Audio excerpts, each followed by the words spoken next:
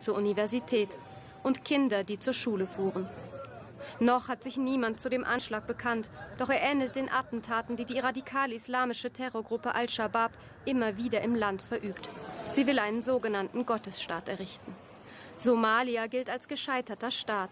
Nach einem Bürgerkrieg kommt das Land nicht zur Ruhe.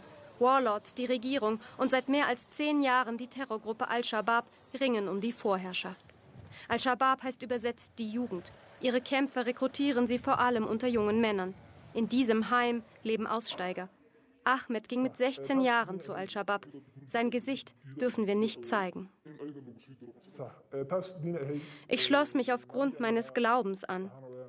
Als ich jung war, studierte ich intensiv meine Religion und wollte nichts anderes.